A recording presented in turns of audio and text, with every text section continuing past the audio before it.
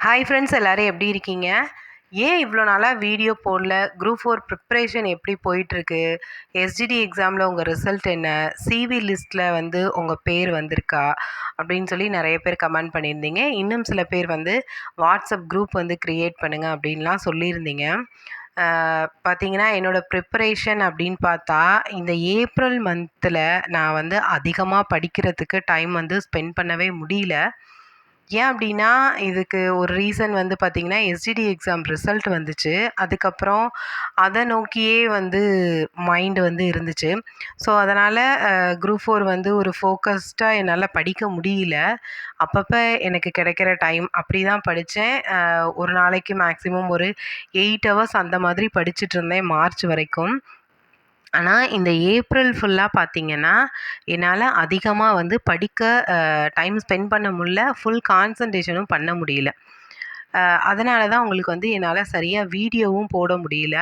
அதுக்கப்புறம் பார்த்தீங்கன்னா, group 4 preparation வந்து நான் ஒரு 50% 60% கிட்ட படிச்சிருக்கேன். மேக்ஸ் வந்து இன்னும் கொஞ்சம் தான் இருக்கு. அந்த மாதிரி அங்கங்க கொஞ்சம் தமிழ் கம்ப்ளீட் பண்ணியிருக்கேன். அந்த மாதிரி ஒரு 60% ஜிஎஸ் தான் இன்னும் இருக்கு. ஜிஎஸ்ல பார்த்தீங்கன்னா, ஐஎன்எம்மும், ஹிஸ்ட்ரியும் இன்னும் படிக்கவே இல்ல. ஒரு இம்பார்ட்டன்ட் லெசன்ஸ் ஒரு 7, 8 படிச்சிருக்கேனே ஒழிய, ஃபுல்லா வந்து கவர் பண்ணல. அந்த டாபிக் வந்து தொடாமயே இருக்கேன். ஸோ, இந்த மாதிரி லெவல்ல தான் இருக்கேன் குரூப் 4 பொறுத்தவரைக்கும். எஸ்ஜிடி எக்ஸாம் ரிசல்ட் பத்தி கேட்டிருந்தீங்க. நான் ஏற்கனவே எல்லார்ட்டயும் சொல்லியிருந்தேன். 85+ அப்படின்னு சொல்லிட்டு.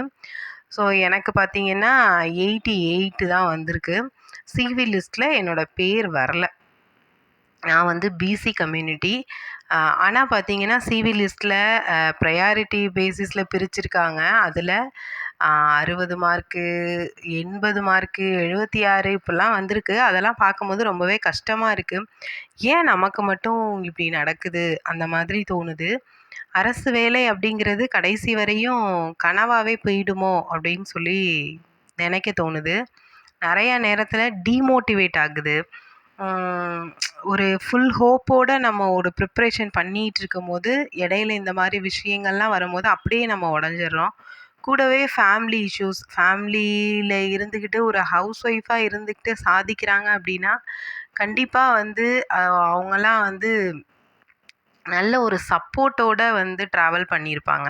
இப்போ ஃபேமிலியில என்னதான் பிரச்சனை இருந்தாலும் பரவால்ல, சமாளிச்சுக்கலாம், நான் பார்த்துக்கிறேன், நீ பண்ணு, பண்ணு, பண்ணுன்னு சொல்லி யாராவது ஒருத்தவங்க பின்னாடி இருந்து மோட்டிவேட் பண்ணா மட்டும் தான் அவங்களால அத பண்ண முடியும்.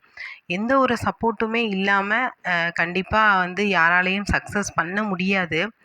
அந்த மாதிரி எந்த சப்போர்ட்டுமே இல்லாம நம்ம ஜெயிக்கணும் அப்படின்னு நினைக்கும்போது, இந்த மாதிரி சில விஷயங்கள், அதுக்கப்புறம் ஃபேமிலியில நடக்கக்கூடிய இஷ்யூஸு, நம்ம குடும்பத்தில எல்லாருமே ரொம்ப பெரிய பணக்காரவங்க அப்படிலாம் சொல்ல முடியாது. மேக்ஸிமம் எல்லாரும் middle class, lower middle class இப்படி தான் ஃபேமிலி ரன் பண்ணிகிட்ருப்போம்.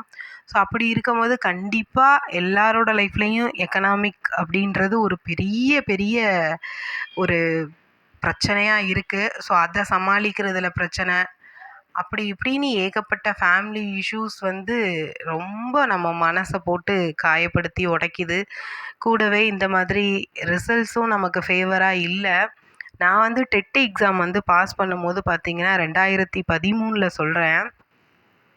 கையில 1 வயசு குழந்தைய வச்சுட்டு, அப்பவுமே மிகப்பெரிய ஒரு ஃபேமிலி பிரச்சனை தான். அதாவது என்னோட லைஃப்ல அடுத்த கட்டமே கொஸ்டின் மார்க். என்னோட லைஃப்ல மொத்தமுமே முடிஞ்சிட்ட ஒரு தருணம். அப்படிப்பட்ட ஒரு சூழ்நிலையில இருந்து தான் நான் படிச்சேன். நெறைய பேர் வந்து அந்த எக்ஸாமே எழுத வேண்டாம் அப்படின்னு சொன்னாங்க. ஆனா வந்து பரவால்ல, நம்ம எழுதணும் அப்படின்னு சொல்லி தான் நான் அந்த எக்ஸாம் வந்து எழுதினேன்.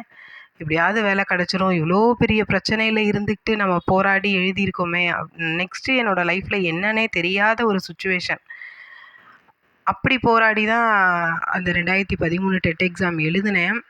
ஆனா அதுக்கப்புறம் இத்தனை வருஷம் வெயிட் பண்ணியாச்சு. இப்ப எஸ்ஜிடி எழுதும்போதும் 3 குழந்தைங்கள வச்சுக்கிட்டு, ஃபேமிலி பிரச்சனைய சமாளிச்சுக்கிட்டு, குழந்தைங்களுக்கு தேவையானதெல்லாம் செஞ்சு குடுத்துட்டு, வீட்டு வேலை பார்த்துட்டு, நைட்டு என்னோட தூக்கத்தெல்லாம் தியாகம் பண்ணி, அப்படி தான் வந்து அந்த எக்ஸாமும் படிச்சேன்.